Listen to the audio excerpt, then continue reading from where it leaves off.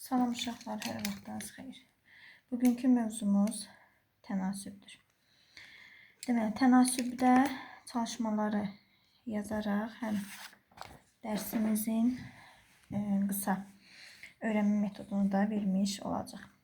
İndi gəlin çalışmalarımızdan davam edək.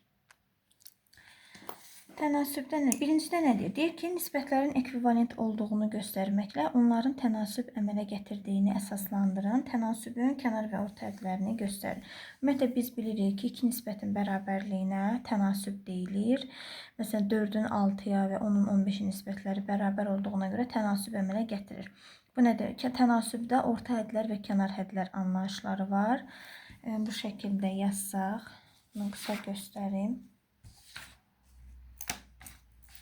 Məsələn, yazarıq ki, A bölünsün B bərabərdir C bölünsün D-yə. Burada B ilə C orta hədlərdir. A ilə D də kənar hədlərdir.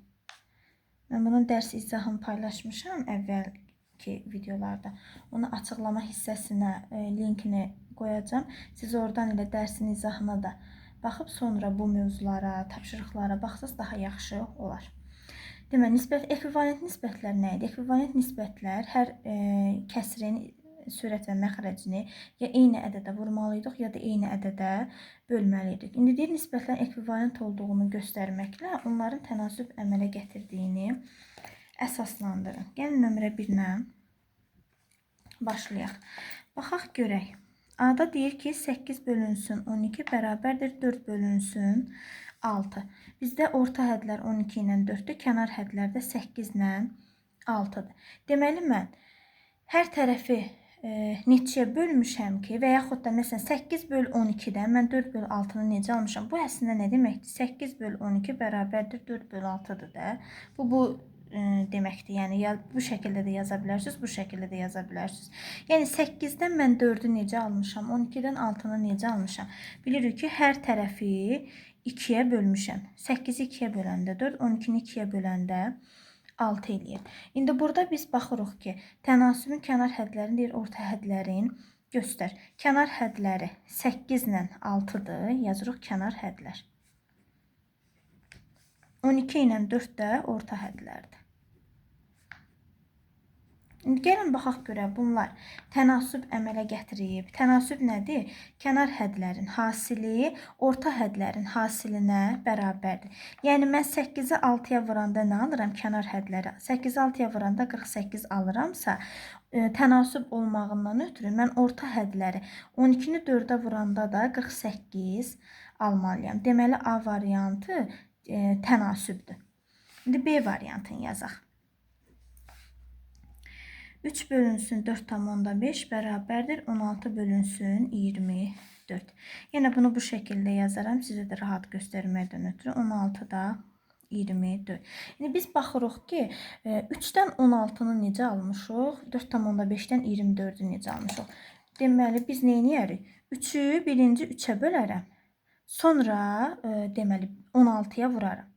Bax, 3-ü 3-ə böləndə 1 eləyir. 1-i 16-ya vuranda 16 eləyir. 4,5-i deməli 3-ə bölürük. Aldığımız cavab 16-ya vurduğumuz zaman 1,5-i 1,5-i 16-ya vurduğumuz zaman 24 edir. Bu şəkildə baxaq görək bunlar orta hədləri 4,5 ilə 16-dır. Kənar hədləri də 3 ilə 24-dür. Görək tənasüb əmələ gətirirmi? Bunu yazaq. 3 ilə 24 kənar hədd. Kənar hədd. 4,5 ilə 16 da orta hədd.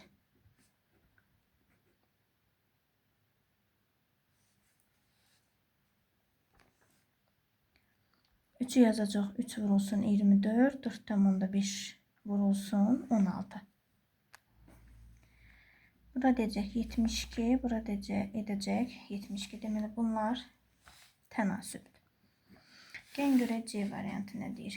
21 böl 39 bərabərdir 35 böl 65. İndi baxırıq ki, 21-dən 35-i necə alarıq biz? 21-i birinci 3-ə bölərik. Sonra 5-ə vurarıq. 21-i 3-ə böləndə 7, 7-ni 5-ə vuranda 35. 39-u 3-ə bölərik, vurarıq 5-ə eləyər 65. 13'ü 5'e vuranda 65 edir. Burada da yine artıq belə misallarda çarpaz duranlar olur kənar hədlər. Buradakı bu digər tərəfdəki çarpaz duranlar olur orta hədd. Mən bunu yazsam belə lap göstərməkdən ötürü. 39 bərabərdir 35 böl 65. 21 ilə 65 olacaq kənar hədlər. 39 ilə 35 də orta hədd. Yine eyni qayda ilə biz baxaq görə bu tənasübdürmü? 21'i vurarıq 65'ə, 39'u vurarıq 35'ə. Hər ikisi deməli. Edər 1365. Deməli bu da tənasübdür. Və sonuncusu D variantı 1/2 böl 8 bərabərdir 1/8 böl 12. Mən 1/2'dən 18'i necə alaram? Bölərəm 2'yə, vuraram 3'ə. Bu şəkildə alınır. 1/2 ilə 12 kənar hədlər. 8 ilə 1/8 orta hədlər. İndi baxaq. 1/2'ni vur 12'yə, 8'i vur 1/8'ə. Bunların hər ikisi 14/4 eder. Deməli bu da tənasüb imiş. Keçək indi ikinci misalımıza. İkinci misal dedi ki, verilmiş nisbəti sadələşdirin və ona ekvivalent nisbəti yazmaqla tənasüb qurur. Gəlin quraq. Nömrə 2.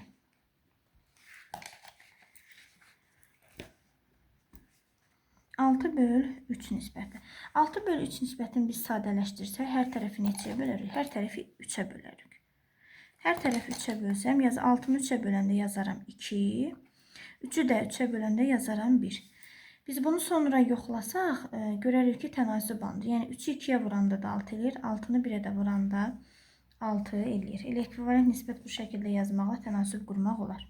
B variantında 14 bölünsün 7. 14 ilə 7 hər tərəfini nəyə ixtisar eləyərəm? 7'yə ixtisar eləyərəm. Yazaram ki, 2'nin 1'ə nisbəti. Sonra C variantı 12'nin 4'ə. Hər tərəfi 4'ə ixtisar eləyərəm. Onlar nə? 3'ün 1'ə. D variantında 36 böl 24. Hər tərəfi deyək ki, 6'ya ixtisar eləyək. Olsun neçə? 6 bölünsün 4. Yine 36'nı 4'ə, 24'ü 6'ya vuraraq tənasüb qura bilərik. Y variantında 30'u 45'ə. Hər tərəfi neçəyə bölərik? 5'ə bölərik. 30'u 5'ə böldüyümüz zaman 6, 45'i 5'ə böldüyümüz zaman 9 və F variantı 27 böl 63. Hər tərəfi 9'a bölsəm, alaram ki 7'də 3. Bu şəkildə də tənasüb alınır. Nömrə 3. Fikirlərin deyir doğruluğunu yoxlayın, ekvivalent nisbətləri tənasüb şəklində yazın. Deyir 51'in 24'ə nisbəti. Yəni 51'in 24'ə nisbəti bərabərdir 34'ün 16'ya nisbətinə. Bu nə deməkdir? Yəni deyir ki, ekvivalent nisbətləri. Yəni 51'dən mən 34'ü necə alıram? Onu tapmalıyam. 51'i mən 3'ə bölərəm. 2'yə vuraram, olar 34. 51'i 3'ə böləndə 17, 17'ni 2'yə vuranda 34. 24'ü 3'ə böləndə 8, deməli 8'i də 2'yə vuranda 16. Aldıq bu, biz bunun ekvivalent olduğu. Deməli bu doğrudur. B variantını yazaq. 12'nin 14'ə deyir nisbəti 25'in 35'ə nisbətinə bərabərdir. Bu doğru deyil. Çünki 12'dən 25'i mən ala bilmirəm. Bu doğru deyil. Və üçüncüsü 2/5'in 4'ə nisbətindən 35'in 56'ya nisbəti. Burada da yenə 5'ə bölərik, 7'yə vurarıq. Hər tərəfi 5'ə bölüb 7'yə vursaq, biz bu ekvivalenti almış olarıq. Deməli, 4-cü misala keçək. Dördüncü misal nədir? Deyir, verilən nisbətlər arasından ekvivalent olanları müəyyən edin və tənasüb yazın. Nisbətlər verilir. Biz bunları, yəni hər birinə ekvivalent nisbət yazmalıyıq. Cavablar eynidirsə, ondan yola çıxıb tənasüb qurmalıyıq. Gəlin birincisinə baxaq.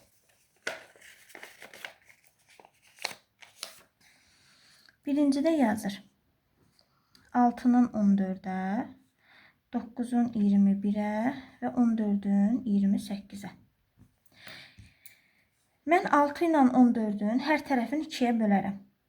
Hər tərəfi 2-yə böldüyüm zaman olacaq 3 ilə 7. Sonra 9 ilə 21-in də hər tərəfini mən 3-ə bölərəm. 9-u 3-ə böləndə 3 eləyər, 21-i 3-ə böləndə 7 eləyər. Deyək ki, hər tərəfin buranın 7-yə bölək. 14-ü 7-yə böləndə 2 eləyəcək. 28-i 7-yə böləndə 4 eləyəcək. İndi bunların hansı ekvivalent oldu? Əlbəttə ki, cavabları eyni olanlar ekvivalent oldu. Yəni 6, 14 bərabərdir 9 bölünsün 21-ə. 6 ilə 21 kənar hədlərdir. 14 ilə də 9 orta hədlərdir və tənasüb alınır. Yəni 14-ü 9, 6-nı 21-ə vuranda eyni cavabı alacaqsınız. Yoxlamaq istəsəz yoxlaya bilərsiniz. 18 böl 32, deməli 6 bölünsün 16, 15 bölünsün 40. 18-dən 32-ni, deməli hər tərəfi neçəyə bölərik biz? Burada yazsaq, hər tərəfi 2-yə bölsək, alarıq 9-da 16. 6 ilə 16-nın hər tərəfini yenə 2-yə bölsəm, alaram 3-ün 8-ə nisbətin. 15 ilə 40-ın da hər tərəfini, deməli mən 5-ə bölsəm, alaram 3-ün 8-ə nisbəti. Gördüyünüz kimi 2 dənəsi ekvivalent olur. Yəni 6 ilə 16 bərabərdir 15 ilə 40-a. Bu şəkildə. Üçüncüsü C-si. 10 böl 14 bərabərdir 14 bölünsün 21, 25 bölünsün 35. 10 ilə 14-ün hər tərəfini 2-yə bölmək olar. Alar onu 2-yə böləndə 5, 14-ü 2-yə böləndə 7. 14 ilə 21-in hər tərəfin, bu ixtisar 7-yə qədər yox. Olacaq 2-nin 3-ə nisbəti. 25 ilə 35-in də hər tərəfin 5-ə bölərəm. 25-i 5-ə böləndə 5 eləyəcək. 35-i də 5-ə böləndə 7. Deməli, bunlar ekvivalent nisbətlərdir. Ona görə tənasübdə qursam, bu şəkildə yazmış olaram. Sonra D variantı. 18-də 24, 10-da 12, 15, 18. 18 ilə 24-ün hər tərəfin deyək ki, bölək 2 olsun 2. Bu eləyəcək 9 bölünsün 12. 10 ilə 12-nin hər tərəfini 2-yə bölsəm, eləyəcək 5 bölünsün 6. 15 ilə 18-in də hər tərəfini 3-ə bölsəm, eləyəcək 5 böl 6. Ekvivalent nisbətlər bunlar oldu. Deməli 10 bölünsün 12 bərabərdir 15 bölünsün 18-ə. Bu şəkildə. Və sonuncu, yox, hələ sonuncudur E variantı. 14-ün 16-ya nisbəti, 21-in 24-ə nisbəti, 24-ün 32-yə nisbəti. 14 ilə 16-nın hər tərəfini 2-yə bölsəm, alaram 7 bölünsün 8. 21 ilə 24-ün hər tərəfini 3-ə bölsəm, alaram 7 bölək 8. 24 ilə 32-nin hər tərəfini 8-ə bölsək, 24-ü 8-ə böləndə 3, 32-ni 8-ə böləndə 4 eləyəcək. Ekvivalent nisbətlər deməli hansılardır? 14 böl 16 bərabərdir 21 böl 24-ə. Və sonuncusu F variantı 4 bölünsün 6, 9 bölünsün 12 və 10 bölünsün 15. 4 ilə 6-nın hər tərəfini 2-yə bölsəm, alaram 2 bölünsün 3. 9 ilə 12-nin hər tərəfini 3-ə bölsəm, alaram 3 bölünsün 4. 10 ilə 15-in hər tərəfini 5-ə bölsəm, alaram 2 bölünsün 3. Deməli, tənasübüm də 10 bölünsün 15 şəklində olar. Sonra gəlir tənasübün əsas xassəsi. Bayaqdan biz yazdığımız elə dediklərimiz tənasübün əsas xassəsidir. Yəni, orta hədlərin hasili kənar hədlərin hasilinə bərabərdir. Çarpaz vurulanda da bax, bayaq dediyimiz kimi AD-yə vurulur, CB-yə vurulur. AD burada kənar hədlərdir, CB isə orta hədlərdir. Gəlin buna uyğun olan tapşırıqlarımıza baxaq. Misal 5. Deyək ki, tənasübün əsas xassəsindən istifadə etməklə nisbətlərin tənasüb əmələ gətirib-gətirmədiyini müəyyən edin. Gəlin yazaq. A ilə başlayaq. Deyək ki, 15 bölünsün 10 və 9 bölünsün 6. Biz bunu yazırıq ki, 15 bölünsün 10-a. Yox, birinci heç belə yazmayaq. Gəlin, bax, kənar hədləri götürək. Mən deyək ki, kənar hədləri götürdüm ki, bax, 2 yazacağım. Bilin ki, kənar həddi, o da orta həddir. Kənar hədlər nədir? 15 vurulsun 6. 15-i 6-ya vuranda 90 eləyir. Orta hədlər hansılardır? 10 vurulsun 9 bərabərdir 90. Deməli, bu nisbətlərimiz tənasüb əmələ gətirdi. Tənasüb şəklində yazsam 15 bölünsün 10 bərabərdir 9 bölək 6 nisbətində yaza bilərik. Yenə kənar hədlərin hasili orta hədlərin hasilinə bərabərdir. B variantında 6 bölünsün 10-a, 18 bölünsün 30-a. Mən kənar hədlərin götürürəm 6 vurulsun 30. Orta hədlərində yazırıq ki 10 vurulsun 18-ə. 6-nı 30-a vuranda 180 eləyir. Onu da 18-ə vuranda 180 eləyir. Deməli bunlar tənasüb əmələ gətirdi. C variantına baxaq. 0,6 bölünsün 4-ə və 3 bölünsün 20-yə. Kənar hədlərimiz 0,6 ilə 20-dir. Orta hədlərimiz 4 ilə 3-dür. 0,6-nı 20-yə vuranda 12 eləyir. 4-ü 3-ə vuranda 12 eləyir. Deməli bunlar da tənasüb əmələ gətirdi. Sonra sırayla gedir D variantı. 3-ün 5-ə nisbəti və 45-in 75-ə. Mən kənar hədləri götürürəm. 3 vurulsun 75 deməli. Orta hədləri də götürürəm. 5 vurulsun 45-ə. 3'ü 75'ə vurduğumuz zaman edəcək 225. 5'i də 45'ə vurduğumuz zaman 225. Bunlar da tənasüb əmələ gətirdilər. Sonra Y variantı 1,8 böl 4 və 5'də 2 bölünsün 3'ə. Mən kənar həddi yazsam 1,8 vurulsun 3. Orta həddi də yazsam 4 vurulsun 5'də 2. 1,8'i 3'ə vuranda 5,4 eləyəcək. 8'i də 5'ə böldüyümüz zaman eləyəcək 1,6. Bu tənasüb deyil.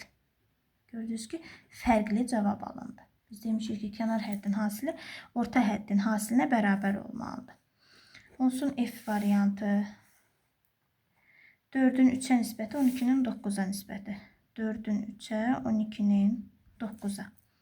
Kənar həddi yazıram 4 vurulsun 9. Orta həddi 3 vurulsun 12. 4'ü 9'a vuranda 36. 3'ü 12'yə vuranda 36. Tənasüb şəklində də bu şəkildə yazılır. Yazaq ki, bəndi 4'də 3 bölünsün 7'də 3 və 8'də 7 bölünsün 2'də 1'ə. Kənar hədlərimiz 4'də 3 vurulsun 2'də 1 olacaq. Orta hədlərimiz 7'də 3 vurulsun 8'də 7 olacaq. Biz 4'də 3'ü 2'də 1'ə vurduğumuz zaman 8'də 3 eləyəcək. 7'də 3'ü 8'də 7'yə vurduğumuz zaman 7'lər ixtisar gedəcək. 8'də 3 alınacaq. Yəni bu da tənasüb əmələ gətirir. Bu şəkildə tənasübümüzdə yazmış olarıq. Və sonuncusu deyək nə olsun? Ə bəndi. 8 böl 18 və 12 böl 27. Kənar hədlərimiz hansıları idi? 8 vurulsun 27. Orta həddimiz 18 vurulsun 12'yə. 8'i 27'ye vurduğumuz zaman 216 edəcək. 18'i 12'ye vurduğumuz zaman 216 edəcək. Bu da tənasüb əmələ gətirdi. Bu şəkildə. Keçək növbəti 6-ya. Deyir ki, nisbətlərin tənasüb əmələ gətirib-gətirmədiyini yoxlayın. Tənasüblə uyğun hədlərin yerini dəyişməklə yeni tənasüblər yazın. Gəlin elə buradan yazaq.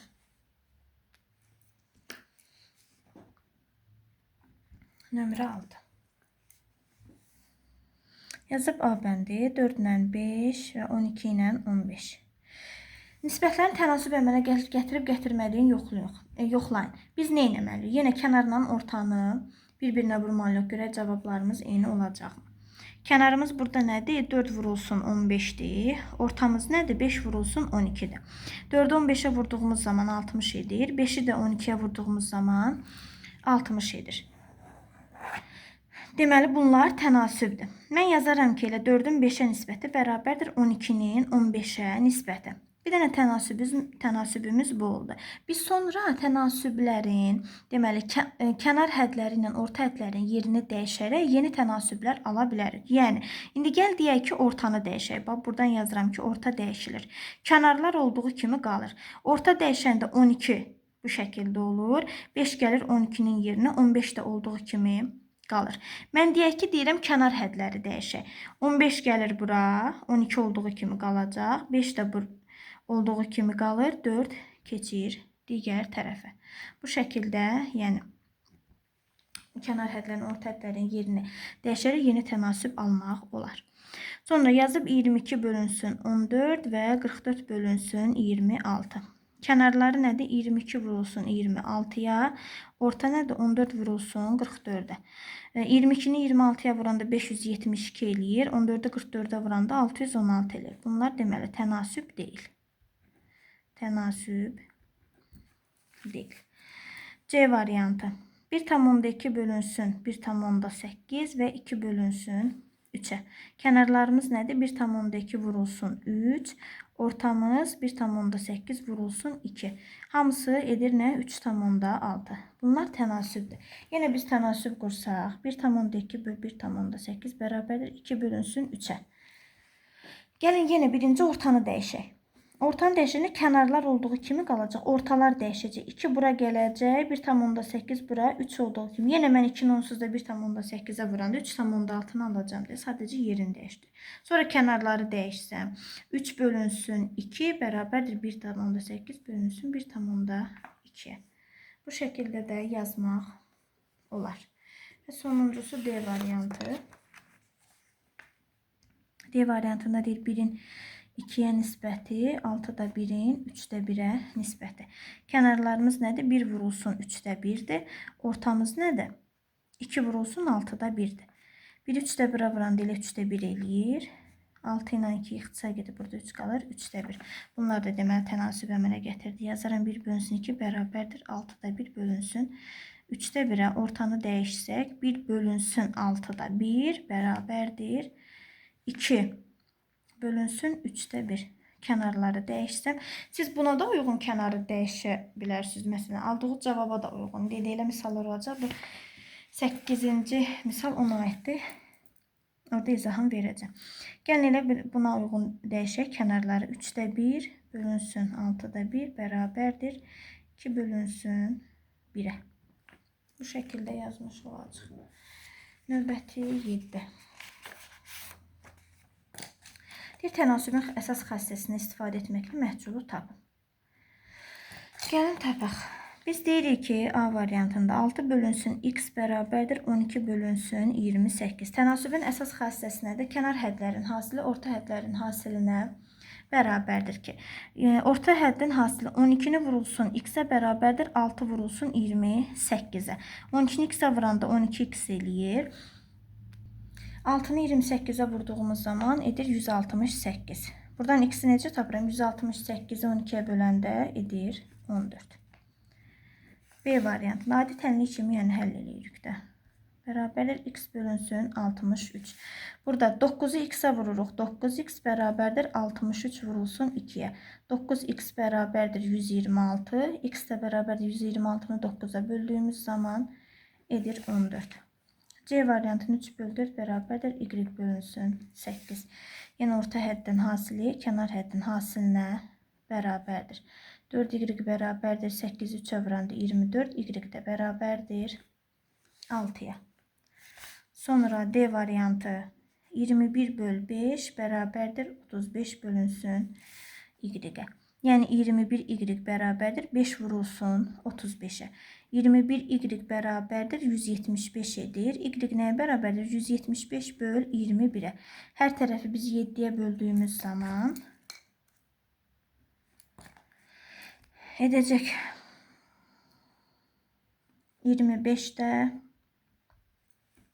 3-də 25. 25-i də 3-ə böldüyümüz zaman, yəni düzgün olmayan kəsri qarşıq ədədə çevirəndə olacaq 8,3/1.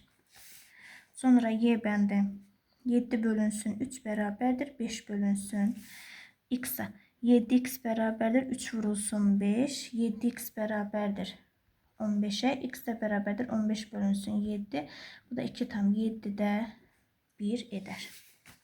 Sonra F bəndi m bölünsün 3 bərabərdir 35 bölək 12. 12m bərabərdir 3 vurulsun 35-ə. 12m bərabərdir 105. M də bərabərdir 8,75-ə. Sonra Q bəndi m bölünsün 1,2 bərabərdir 5 bölünsün 4-ə. 4m bərabərdir 5 vurulsun 1,2-yə. 4m nəyə bərabər olacaq? 6-ya. M də tapmaqdan ötürü mən 6-nı 4-ə bölməliyəm. Hər tərəfi 2 ixtisar eləsəm edəcək 2-də 3. Bu da 1,2-də 1 eləyər. Və sonuncusu H bəndi. H bəndini buradan yazaq. X üstə gələk 2 bölünsün 2 bərabərdir 6 bölək 3. Məsələn, burada x üstə gələk 2-ni görüb, həyəcanlanmayın ki, Allah bu nədir? Eyni şeydir də, sanki bu bir dənə ifadə kimi götürülür. Bu da yenə 1, 1, 1. Belə yenə 4 dənədir. Bizim qaydamız nədir? Kənar hədlərin hasili, yəni orta hədlərin hasilinə bərabərdir. Kənar hədlər nədir? 3 vurulsun x üstə gələk 2. Kənar hədlərin biri 3-dür, biri x plus 2-dir. 2-ni də vururuq 6-ya. Belə tənlikləri həll edən zaman, məsələn, uzun getməməkdən ötürü, elə buranı olduğu kimi saxlayın. X üstə gələk 2. 2-ni vurun 6-ya, eləsin 12. Bu nə deməkdir? Vuruq, vuruq, hasil. Mənim məlum olmayan vuruğum dəyişənim olan ifadəmdir də. Məlum olmayan vuruğu tapmaqdan ötürü biz nə edirdik? Hasili məlum olan vuruğa bölürdük. Yəni, x üstə gələk 2 olduğu kimi qalsın. 12-ni siz bölün 3-ə. X üstə gələk 2 bərabərdir. 12-ni 3-ə böldüyümüz zaman 4. Nə alındı? Toplanan cəm. Məlum olmayan toplananı tapmaqdan ötürü cəmdən məlum olan toplananı çıxmalıyam. X də bərabər olacaq 2-yə. Yəni siz bunu 3-ü x-a vurub, üstünə 3 vurulsun 2, 6 yazmaq da olar. O uzun gedəcək. Amma bu şəkildə yazsaz daha rahat alınır. Sonra 8-ci misalımıza keçək. Nömrə 8. Verilmiş deyir bərabərliyə görə müxtəlif tənasüblər yazın. Bax, bizdə verilmiş bərabərlik də olar, verilmiş ədədlər də olar, verilən hasil də olar. Hər başlığa uyğun, yəni tənasüblər qurmağı bacarmalıyıq. Bizdə məsələn ədədlər verir, indi yazacağım. Ondan deyir ki, siz tənasüb qurun və sonra onların yerlərini dəyişin də, müxtəlif tənasüblər yazın. Biz nəyə baxmalıyıq? Biz bilirik ki, orta hədlərin hasili kənar hədlərin hasilinə bərabərdir. Yəni biz elə bir tənasüb yazmalıyıq ki, orta həddin cavabı ilə kənar həddin cavabı bərabər olmalıdır. Burada A variantında yazıb ki, 6 vurulsun 8 bərabərdir 4 vurulsun 12. Yəni biz bu ifadədən yeni bir tənasüb almalıyıq. Nə mənada yeni bir tənasüb almalıyıq? Baxmalıyıq ki, biz 8-i 4-ə vuranda nə eləyəcək? 32 eləyəcək. Məsələn, bax görsən, 6-nı 12-yə vuranda 32 eləyir, yox. 6-nı 12-yə vuranda 72 eləyir də. Deməli, bu tənasüb deyil. Onsuz da bunlar tənasüb deyil. Sadəcə sənə belə bir ədədlər verir, deyir ki, verilmiş bərabərliyə görə. Bərabərlik verir. Sən həmin bu bərabərlikdən istifadə edərək yeni bir tənasüb almalısan. İndi baxırıq ki, biz nə eləyə bilərik ki, cavablarımız məsələn, deyək ki, burada neçə alına bilər? 6-nı 8-ə vuranda 48 eləyir. 4'ü 12'ye də vuranda 48. Onsuz da gördünüz, cavabı burada elə verib sizə. Deməli 6-nı 8-ə vuranda 48 edir, 4'ü də 12'ye vuranda 48 edir. Biz bu tənasübü necə qurarıq? Gəlin elə 6 ilə 8-i deyək ki, kənar hədlər götürək. Yazaq 6 bölünsün, yazaram 4 bərabərdir 12 bölünsün 8-ə. İndi bax 6-nı 8-ə vuranda 48, 4'ü 12'ye vuranda 48 ilə. Biz aldığımız tənasübdən hasillərin bərabərliyindən tənasüb qurduq. Hasillər verilmişdi, bərabərliyindən tənasüb qurduq. Sonra deyək ki, müxtəlif tənasüblər yazaq. Gəlin birinci ortanı dəyişək. Birinci orta hədlərin yeri dəyişdirilir. Yəni 6 bölünsün 12 bərabərdir 4 bölünsün 8. Sonra bu cavabımıza uyğun olaraq kənarlar dəyişdirilir. 8 bölünsün 12 bərabərdir 4 bölünsün 6'ya və həmən aldığımız tənasübün də orta hədlərinin yerini dəyişirik bir də. 8 bölünsün 4 bərabərdir 12 bölünsün 6'ya. Yenə də hamısını bax kənarda yoxlasaz eyni cavab alasınız. 8 6'ya vuranda 48, 12'ni 4'ə vuranda 48. Yenə 8 6'ya vuranda 48, 4'ü 12'ye vuranda 48. Bu şəkildə. Ümid edirəm ki, aydın oldu. İndi bu misallarda yenə başa düşüləcək. Bax, 9'u 16'ya vurduğumuz zaman 144 edir. 18'i də 8'ə vurduğumuz zaman 144 edir. Gəl burada üstündə yazım, cavabı biləsiniz ki, yəni bunu vuranda 144 edir. İndi biz elə eləməliyik ki, məsələn, burada görürsünüz ki, yan-yanadır. Axı mən demişəm ki, kənarla ortanın hasili kənar hədlərin orta hədlərin hansı tənasübün əsas xassəsidir. Mən götürüm, məsələn, deyək ki, 9 ilə 16-nı kənar hədd götürək. 9 bölünsün 18 bərabərdir 8 bölünsün 16'ya.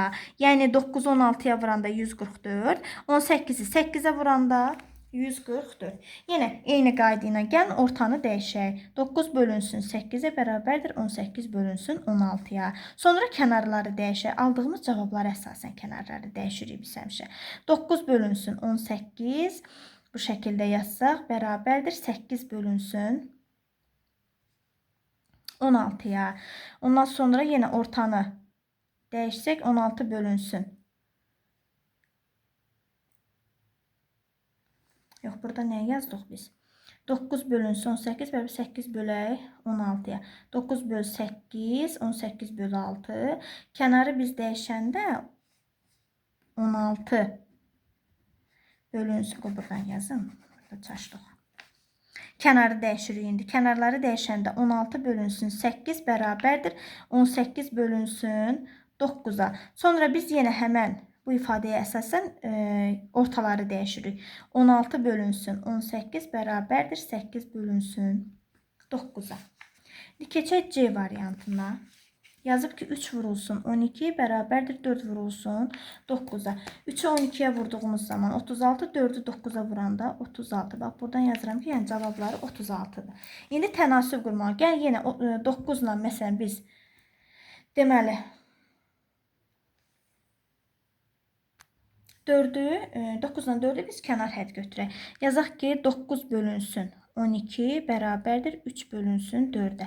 9'u 4'ə vuranda 36, 12'ni 3'ə vuranda 36. Gəl ortanın yerini dəyişək. 9 bölünsün 3 bərabərdir 12 bölünsün 4. Kənarı dəyişək. 4 bölünsün 3 bərabərdir 12 bölünsün 9'a və sonuncu ortanı dəyişək. 4 bölünsün 12, 3 bölünsün deməli 9. Bu şəkildə yazılır. Və sonuncusu D variantına nə deyir? 2 vurulsun 15 bərabərdir 3 vurulsun 10. 2'ni 15'e vurduğumuz zaman 30, 3'ü 10'a vurduğumuz zaman 30. Cevabımız 30 alındı. Gəlin indi biz 2 ilə 15'i kənar hədlər götürək. 2 bölünsün yazarıq 3 bərabərdir 10 bölünsün 15'e. Ortaların yerini dəyişək. 2 bölünsün 10 bərabərdir 3 bölünsün 15. Kənarın yerini dəyişək. 15 bölünsün 10 bərabərdir 3 bölünsün 2 və sonuncu olaraq ortaların yerini dəyişək. Bu şəkildə tənasüblər almış olarıq. Keçək növbəti 9-a. 9 da onun kimi. İndi deyək ki, verilən ədədlərdən istifadə etməklə mümkün tənasüblər yazın. Bizə ədədləri verir, biz özümüz onlardan tənasüb almalıyıq. Gəlin buradan başlayıb yazaq. Nömrə 9.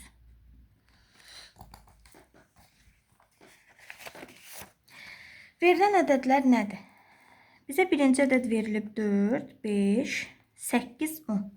Mən baxıram ki, bu misaldan cavab hələ mən birinci nə ala bilərəm?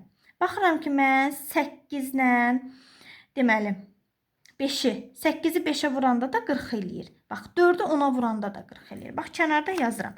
4 vurulsun, daha doğrusu 10, 40 edir. 8 vurulsun, 5, 40 edir. Tənasübümü necə götürərəm? Kənar hədləri gəlin, 4-lə 10 götürək. Yazarıq ki, 4 bölünsün 5 bərabərdir 8 bölünsün 10-a.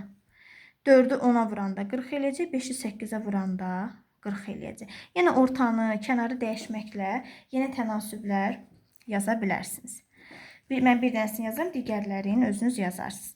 6, 8, 9 və 12. Buradan baxıram ki, tənasüb məsələn necə quraram? 8-i 9-a vuranda da 72 eləyir. 6-nı 12-yə vuranda da 72 eləyir. Yazıram burada. 8 vurulsun 9, 72 edir. 6 vurulsun 12, 72 edir. Gəl indi 8 ilə 9-u biz kənar hədd götürək.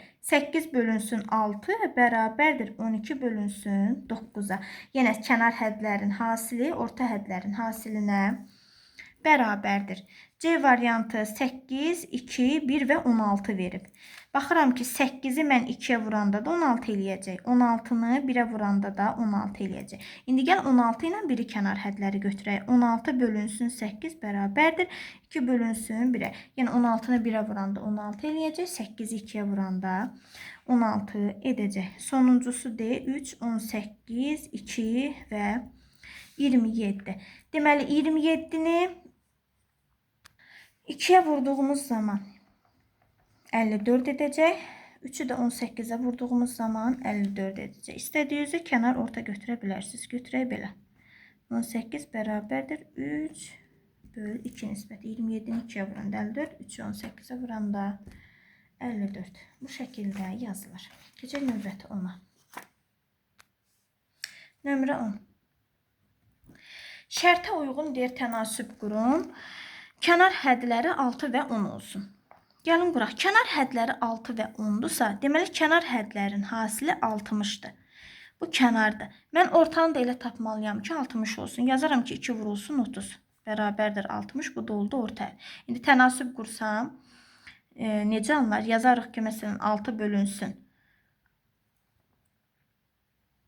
2 bərabərdir 30 bölünsün 10-a. 6-nı 10-a vuranda 60, 2-ni 30-a vuranda 60. Və yaxud da yazarıq ki, 6 bölünsün 3 bərabərdir 20 bölünsün 10-a. Yenə 6-nı 10-a vuranda 60, 3-ü 20-yə vuranda 60 edəcək. Və yaxud da 6 bölünsün 12 bərabərdir 5 bölünsün 10-a.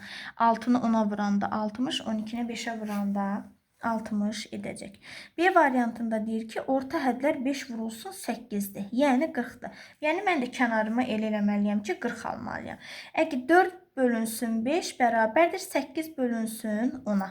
Kənarım 4-lə 10 oldu. Və yaxud da 2 bölünsün 5 bərabərdir 8 bölünsün 20-yə. 2-ni 20-yə vurduğum zaman nə edəcək? 40, 5-i 8-ə vurduğumuz zaman 40 edəcək. Və yaxud da yazaram ki, 1 bölünsün 5 bərabərdir 8 bölünsün 40-a. 1-i 40-a vuranda 40, 5-i 8-ə vuranda 40 edəcək. C variantında deyir, kənar hədləri 8 və 20 olan. Kənar hədləri 8 və 20-dirsə, 8-i 20-yə vurmalıyam. Tapmalıyam ki, bu eləyir 160. Sonra mən ortanı tapmalıyam. Əgər kənarım 8 ilə 20-dirsə, yazaram 8 bölünsün 16 bərabərdir 10 bölünsün 20-yə.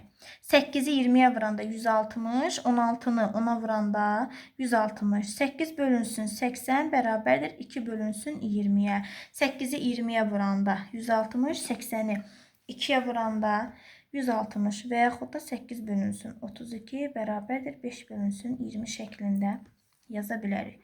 Sonuncusu deyir, orta hədlərinin deyir, hər ikisi 6-dır. Hər ikisi 6-dırsa 6 vurulsun 6, 36 edir. Mən kənarlarımı da elə yazmalıyam ki, bir-birinə vuranda 36 alım. Yəni yazarım.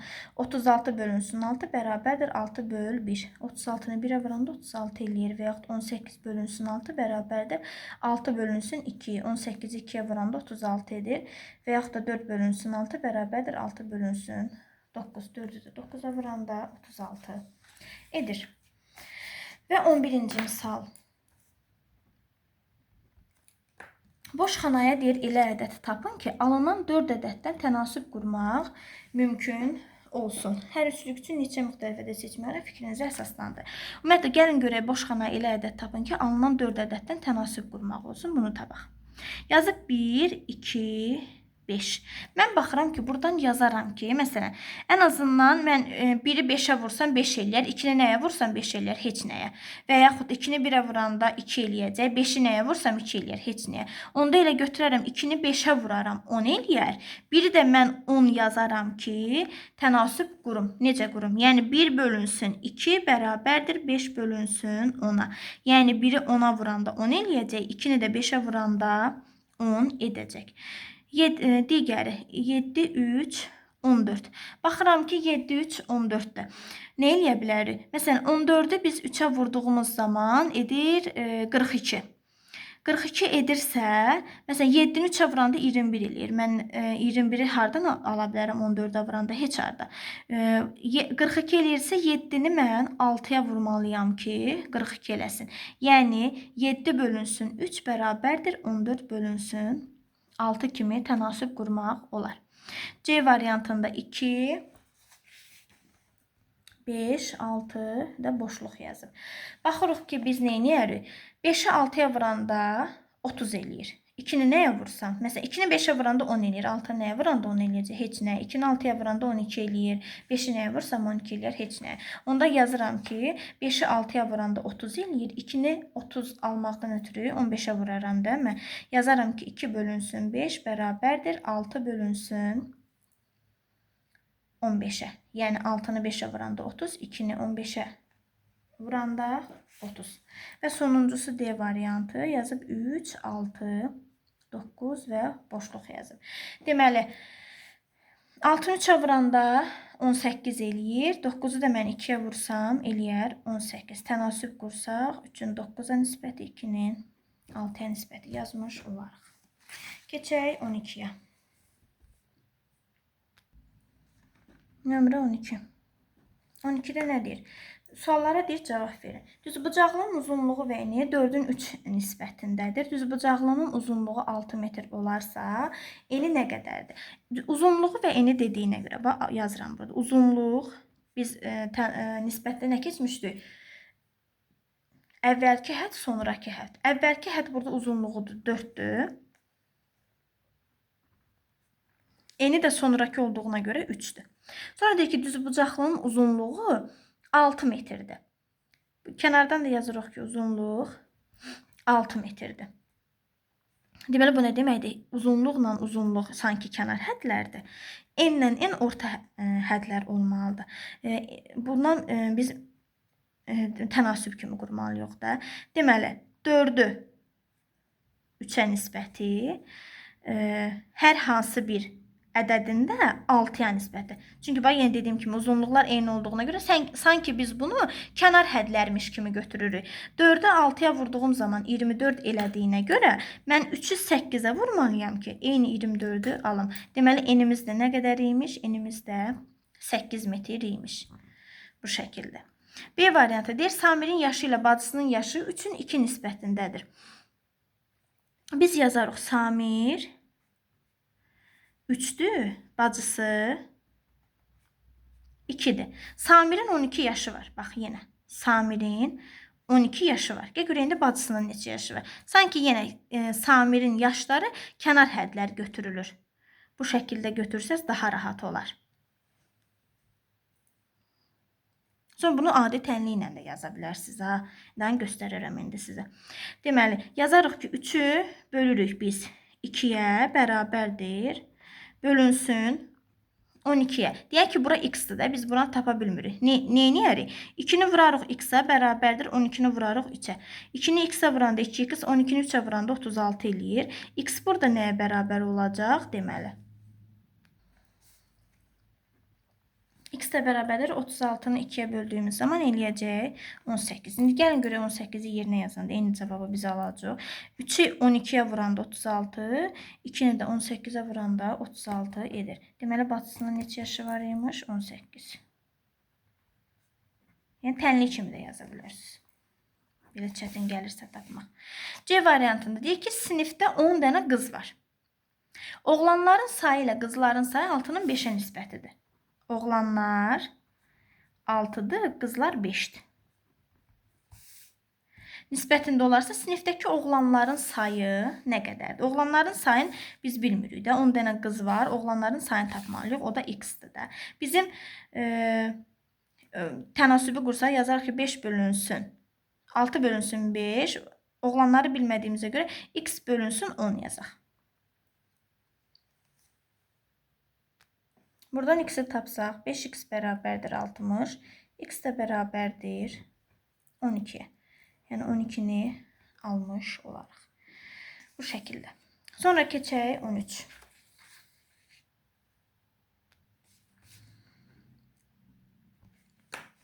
Usta Əli ay ərzində gəlirinin bir hissəsini xərclədikdən sonra qalan pulu yığım kimi saxlayır. Onun xərclədiyi pulun yığdığı pula nisbəti 3-ün 1 nisbətindədir. A variantında deyir. Usta Əlinin birinci ay yığımı 120 manat olmuşsa, onun xərci nə qədər olmuşdur? Xərclədiyi pulun yığdığı pula nisbəti 3-ün 1 nisbəti olduğuna görə yazırıq 3-ün 1-ə nisbəti. Yığımı da 120 manat olub. Yığım ikinci hissədə axı. Yazırıq x bölünsün 120. Biz adi tənliyi həll edirik. 120-ni vururuq 3'ə. Bu da nə edir? X bərabərdir 360'a. Deməli, onun xərci nə qədər olmuşdur? 360 manat olmuşdur. Bunu tapdıq. İndi B variantında görək nə deyir. Deyir, Usta Əli ikinci ay 630 manat xərcləmişsə, onun gəliri nə qədər olmuşdur? Yenə 3'ün 1 nisbətində olduğuna görə 630'un da x-a nisbəti. Buradan da adi qayda ilə 3x bərabərdir 630, x bərabərdir 210'a. 630'un da üstünə 210 gəliri. Tapırıq ki, onun gəliri 840 manat olmuşdur. Bu şəkildə. İndi görək 14 nə deyir. Burada yer var, yazaq. Nömrə 14. Lalənin markalarının sayı ilə Elxanın markalarının sayı 3-ün 5'ə nisbətindədir. Deməli, Lalə 3'dür, Elxan 5'dir. Bunu bildik. Lalənin 18 markası var. Sonra da deyir ki, Lalənin 18 markası varsa, Elxanın neçə markası var? 3'ün deməli 5'ə nisbətindədirsə, Lalə nə qədər idi? 18'in x-a nisbəti. 5'i 3'ü x'ə vuranda 3x, 18'i də 5'ə vurduğumuz zaman 90 edir. X bərabərdir 30'a. Deməli 30 dənəymiş Elxanda. B variantında görək nə deyir. Lalə bir neçə marka aldı və bundan sonra onun markalarının Elxanın markalarının sayına nisbəti 2'nin 3'ə nisbəti oldu. Lalə neçə dənə marka almışdı? 2'nin 3'ə nisbətində olmuşdusa, deməli. Bir yaxda biz tapdıq ki, Elxan nə qədər idi? 30 idi. Yəni x-in 30'a nisbəti. Buradan 3x bərabərdir 60 eləyir. X bərabərdir 20'yə. Bir neçə marka aldı. Bilmirik axı nə qədər marka almışdı. Lalənin özünün markası nə qədər idi? 18 deyil idi, yazılıb da. 20'dən də mən 18 çıxaram, alaram 2'ni. Deməli, Lalə daha 2 dənə marka alıb ki, bu həmin Elxanın markalarının sayının nisbətinə çatsın. Yazaq bura 2 dənə marka. Bu şəkildə və sonuncu, yox, hələ 15 var, 16 var. Gəlin görək 15'də nə deyir. 1 kilogram kökdən 600 qram şirə alınır, qalanı isə itkiyə gedir. A variantında deyir, kök şirəsinin çıxan itkiyə nisbəti. Biz deyir ki, 1 kilogramdan 600 qram şirə alınır. 1 kilogramımız biz bilirik ki, 1000 qramdır. Bunun 600 qramından şirə alınırsa, 600 qramı şirədir. Nə qədər itkiyə gedər? 400 qram itkiyə gedər də. Çünki 1000-dən mən çıxaram 600-ü, alaram 400 qram. Bu olar itki. Deyir ki, kök şirəsinin çıxan itkiyə nisbəti. Yəni 600-ün 400-ə nisbəti. Bu şəkildədir. 600-ün 400-ə nisbəti də 3-ün 2-yə nisbəti deməkdir. Yəni hər tərəfi 200-ə bölsək də, hər tərəfi 200-ə bölsək, yazın buradan. Alarıq 3-ün 2-yə nisbəti. Bunu yazdıq. Gəl görək B variantında nə deyir? Deyir 2 kiloqram kökdən şirə çəkərkən nə qədər itkiyə gedər? Biz tapdıq ki, 1 kiloqramdan 400 qram itkiyə gedir. Bəs yaxşı 2 kiloqramdan nə qədər itkiyə gedər? 2-ni vurarıq 400-ə, alarıq ki, 800 qram itkiyə gedər. Sonuncusu C-də nə deyir? 3 kiloqram kök şirəsi almaq üçün neçə kiloqram kök lazımdır? Biz bildik ki, şirə, bir də itki. Şirə 3-ün 2-yə nisbətində idi də. Yəni, bunu yazsaq 3x-in 2x-a nisbətində. Bir də 3 kilodan söhbət gedir. Almaq üçün neçə kiloqram kök lazımdır?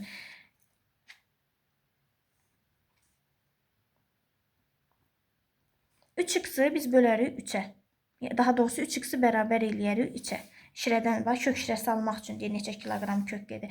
3x-i 3-ə bərabər eləyəndə buradan x bərabərdir 1 alınır. İndi həmən biz bu x-i gətirib 2-nin yerində yazaq. Yəni 2 vurulsun 1 bərabərdir 2-yə. 2 kiloqram itkidir.